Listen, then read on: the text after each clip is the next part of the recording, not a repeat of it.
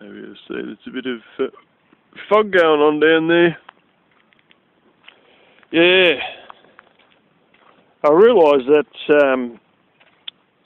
suction cap foot thing actually comes off the pump. Just got to spin it around. I'll show you something in this paper. How's these young hipsters? Julia Roberts wannabe and fucking porno moustache.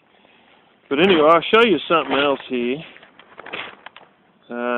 Chinese boss will be spewing at this shit.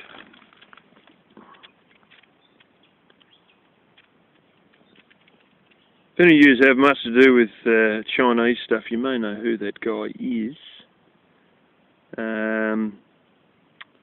Mr. Gao Degang is one of China's top 10 most influential social media users. He's one of the top 10 biggest guys in China on social media. He's gone to another, as you can see, vineyard in the area and has pre-sold an order of 800,000 bottles before they've even got them in the shipping container. No shit. He's on Weibo, which is I forget. Oh, there's Yoku, which is like YouTube, and Weibo is another one. I don't know if it's like the Facebook of China or something, I'm not too sure. One thing I do know for sure, though, is that things like YouTube and I think Facebook are banned in China, but they've got their own equivalents, and that may be. Anyway, some of you will know what Weibo is, but he's got more than 64 million followers on that, and he's a businessman, movie star, media personality, and comedian. How you could be a media personality with the under communism, I don't really know, but all people who are high enough up usually have links to the party, and you have to have, really, to be anybody in China. But anyway, he's at this other estate, this other vineyard, which is actually very close to where the software millionaire I know lives. It's pretty much the same area. And this is only, you know, like shit. Only 40 minutes drive from Chinese Boss's vineyard, considered the same region.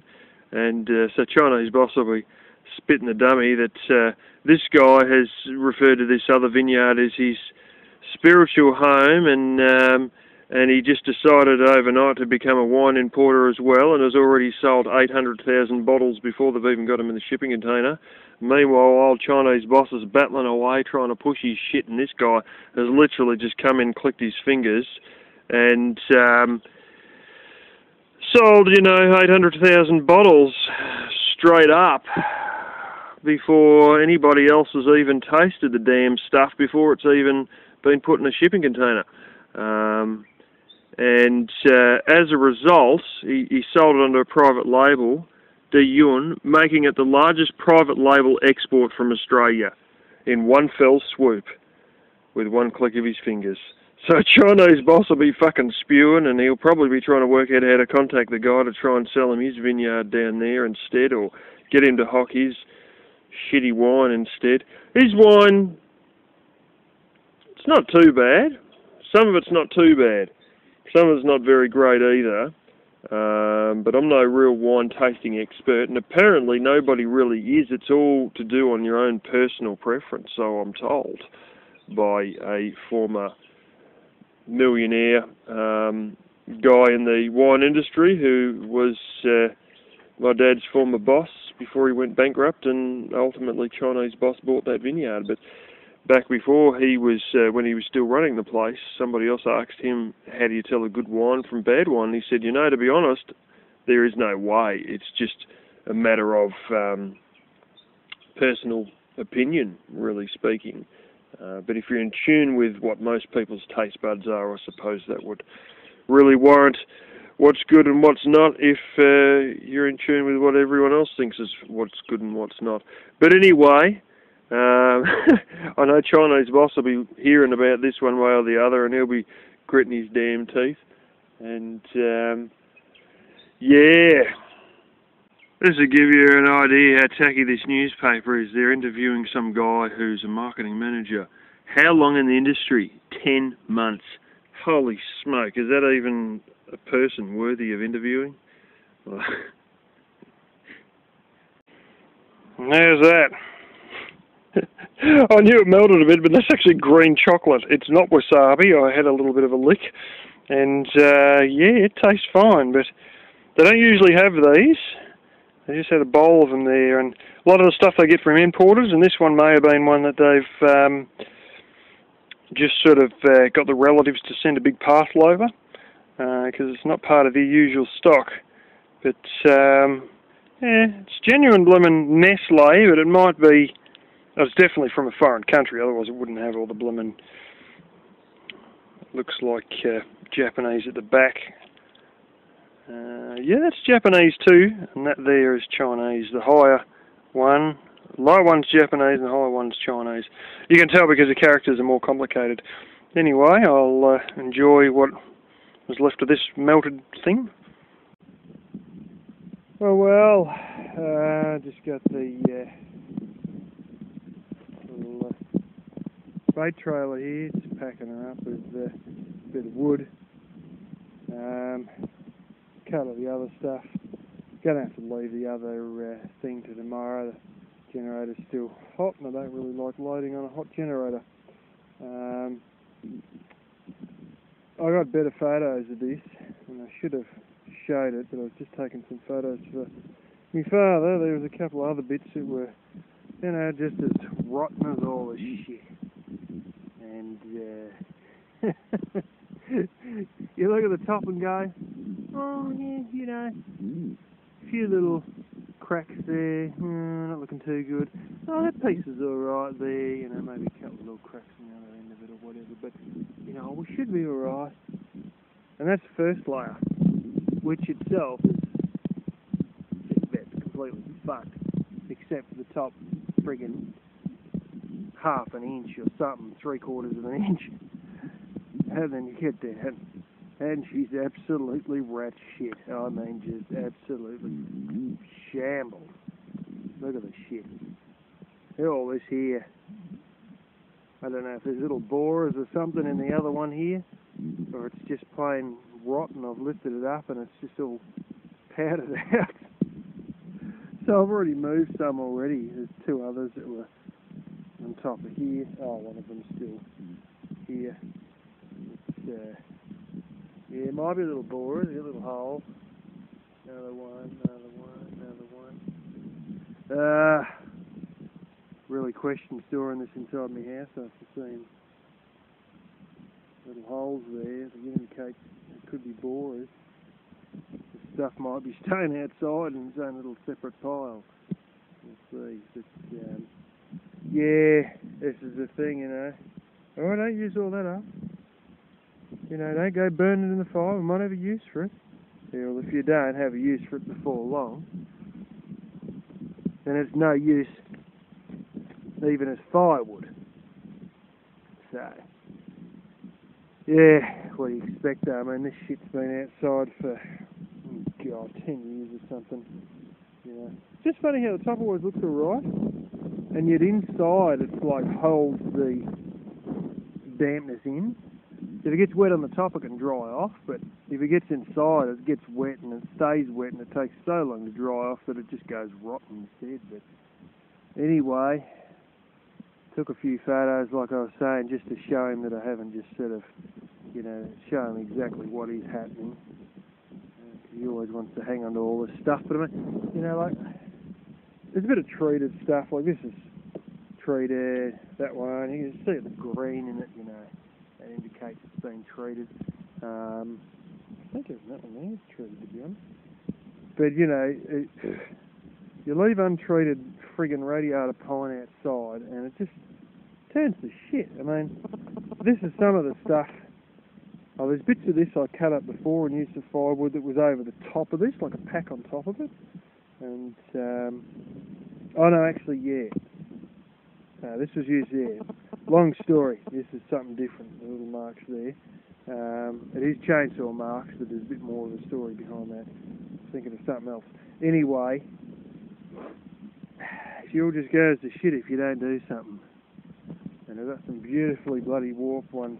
These are ones on this side here that I was using for rebuilding the house. I got rid of the one that was down here.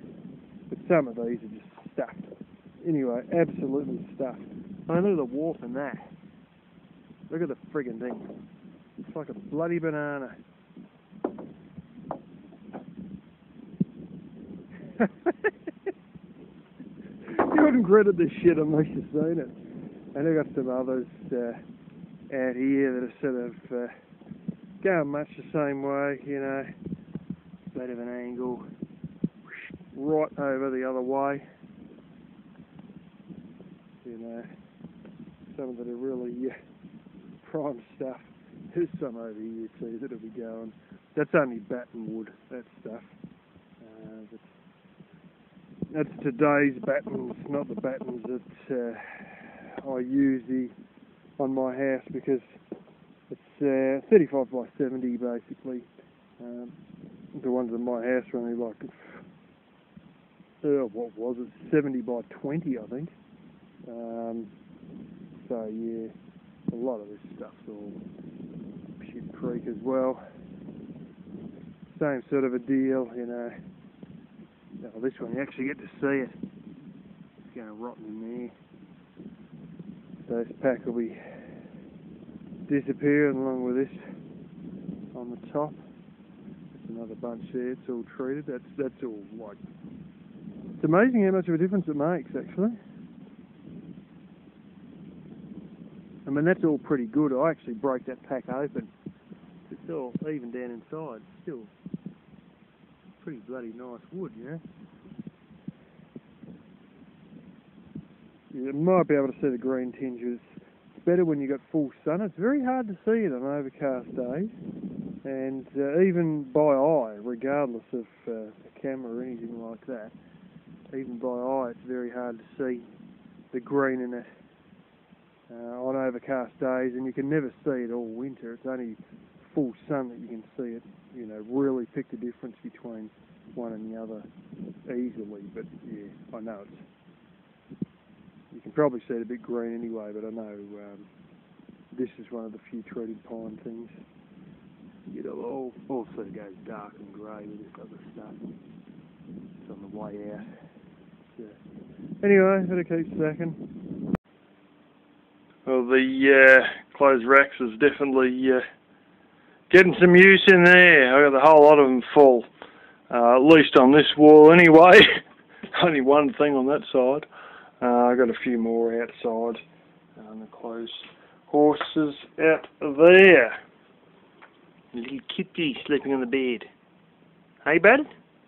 Hey? You're my friendly cat, ain't you? You lay up against me at night and everything. And there's another one that's straight tabby that does the same thing. Yeah, anyway, they'll be all going before long. It's sort of getting a little bit warm. It's probably because I've been working outside. Started eating all these microgreens. More or less like sprouts. They're supposed to give you the first true leaves.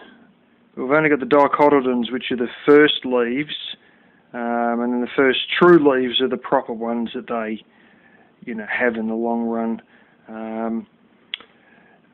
Those ain't coming through, and it's been like that for a couple of weeks. So I've decided to just eat them like that. I pull one out. I might as well show you. You just sort of, that one's a bit stuffed. You pull one or two out. Sometimes you pull one and you get about 5. And then all I do is I run my fingers down, and you see a little bit of black dots there? That's the seeds. I basically just run my fingers down the stem to wipe the seeds off, plus any of the tissue paper that was what they were laying on initially to get them to sprout. So yeah, I just sort of slowly going through them. I'll probably get through that in the next day or two. They're sort of alright. They taste basil-y fried. Got some other things too from the Asian store. These, I used to love these. You can't really see it. It's lotus root. They're a multi-segmented thing where it's, got like all these hollow tubes to give oxygen to the roots, because it's a water plant that any of you who have been in Vietnam War would have actually seen these over there, although these are out of Thailand, but they're common in the whole region. There's some I used to get that were bloody fantastic. They were pickled, and this is pickled, and it sort of says in brine, but I noticed it has vinegar written there. And there's some others I used to put a bit more vinegar in, and I reckon they might have even put some like blooming ginger juice or something ginger related in there, and they were fucking beautiful. And I could eat a jar every couple of days if I wanted to, but yeah, not the other ones that were real good were about $4 each or something like that. But anyway, I was hoping these were good because they had a bit of vinegar, and most of them are just straight brine, and they just got, water, salt, and a couple of other things, sodium metabisulfate, which is used in the wine industry as well. That stuff will give you bloody asthma. If you breathe it in, if you have asthma, you breathe that stuff in, you will be coughing like hell, but they got a little bit of it in there as a preservative. A lot of the other ones are just, as I said, just salt water, and I was hoping that one would be a bit better because they got a bit of vinegar, but there's not any more than about 5 drips of vinegar the whole bloody jar. This is another great thing, most of which I've eaten already. You can only see all the small bits. You can see in the back there's some larger hunks. Pickled ginger, I bloody love this stuff, I really do. And this brand, I haven't been to this store for quite a while, but this brand would be another one of the good brands. And most pickled ginger does taste very good regardless of the brand, but I know this brand is one worth sticking to. Let's pull the price tag off. I'm pretty certain it was $3.50. Actually made by the same mob in Thailand, but bloody beautiful. And they got a bit of a cross-section of root there cut, but most of it just looks like something they've gone at it with a potato peeler, basically, and then thrown it all in. And some of it you get will be a pink colour, like in the picture, but this one's sort of white. And yeah, hell, I can eat a lot of that. I'm really getting to like ginger, and I have thought about growing ginger, seeing that I've got a hell of a lot of tubs, and turns out I'm not going to need most of the tubs I bought for cleaning up the house, because I've got a lot of cardboard boxes, and I've got another 2 steel containers that I'm going to put my tools in, but I've got like 7 or 8 boxes, and I'm probably only going to use about 3 of those. Plus I've got all those bathtubs, and at times I've thought, I should grow blooming ginger. It's not so straightforward. It'd be something I'd have to do in the hothouse. My parents went up to a place at, I think it's Butterham in Queensland, big ginger growing area, and they have a factory there, and they will sell you anything ginger related that you could dream of, and they tell you also how to grow it easily yourself. If you can get some in shops and it's got sprouts on it, you can basically just plant it and it will fire up. But you need that warmth, and it isn't hot enough down here except for inside a hothouse, so that may be something that I have during the spring in a hothouse. I don't know, I probably won't. I probably just, I don't think I'd eat that much to be worth growing it for myself, to be quite honest, but I do like it, and the thought has crossed my mind. But yeah, it's one of those things that, it's a tropically sort of a high temperature plant that you can't just sort of plonk in the outside weather out here, except for in summer. I reckon it'll be fine in summer here, but I'm not too sure how long it takes to grow. And that I do have a little bit of a clue of it, but not really. It's not really my expertise. it basically forms a root segment which sort of goes sideways under the ground, and then you get a shoot comes up, and then another one, and then another one, and apparently they sort of make more of these, of your ginger tubers, you know, much the same way as a potato plant. I'll throw out more potatoes, and yeah. Anyway, I've been mucking around with all that 4x4, and bloody hell, part of it that's rotten.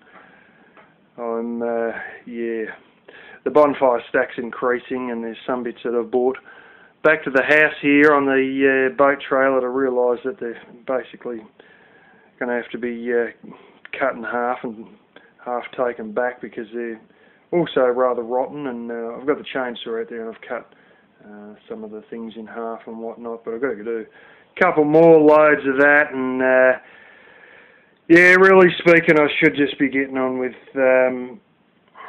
doing this trailer, and I might do that, doing this water pumping down at the grapevine, so I might do that next, but it's sort of, that clock's an hour out, and it's basically about 1:30 now, so I probably should sort of be working out something for lunch. The trouble is I'll keep working and then I won't eat anything and then I'll wear out, but I'll still try and keep working even though I'm out of energy, and it's just sort of like, and then I never have a proper lunch, and I didn't have a proper dinner last night, and then I sort of got woken up at 4:20 by Tabby Cat banging his food bowl and fed him, and then Black Kitty had a mouse there, and as I was pouring the food bowl out, the cat food into the bowl, she turns up behind me with a mouse and then decides that she's going to keep that and the kittens can just eat cat food.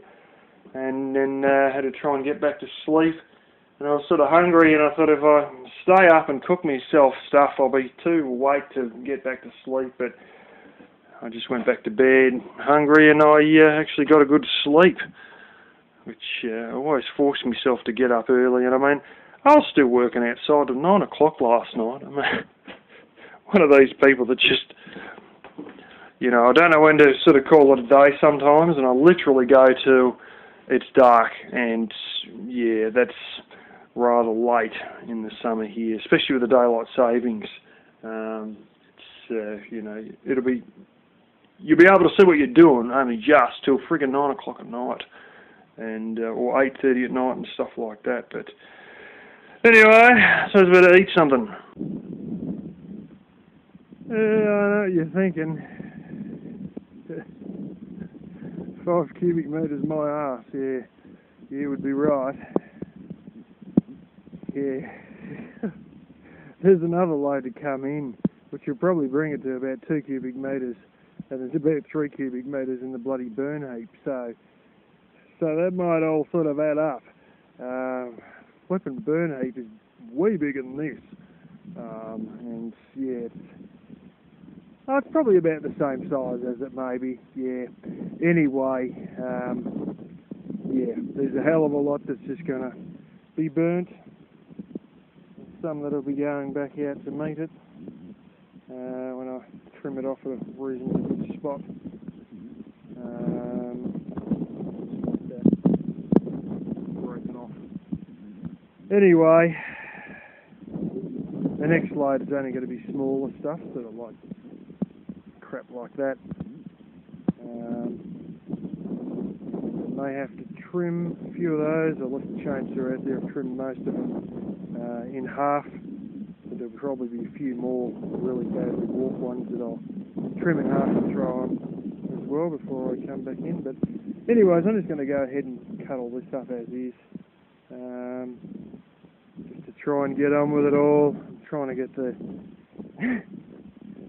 sawdust to blast out this way so it doesn't hit the tree, and throw the stuff I have here, and I still can get to that sawdust there without logging that up anymore. But when you get sawdust, like when you start cutting significant amounts, God blimey, you know, you end up with a few gallons of sawdust. It doesn't matter that you only got this tiny thin little blade, you know, you still get gallons of sawdust. It's just the way it goes. Do have a use for that sawdust, and at some point you'll see that use. I've got a bit stored already. A little, you know, winter thing I'll show you. Not really experiment because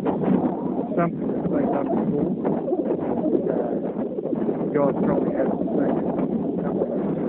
I've only seen an Irish guy do. It's originated from South America, I think Brazil to be specific. It makes good use of sawdust. And yeah, anyway, that'll be a long time off yet. Anyway, I suppose I better get to cutting.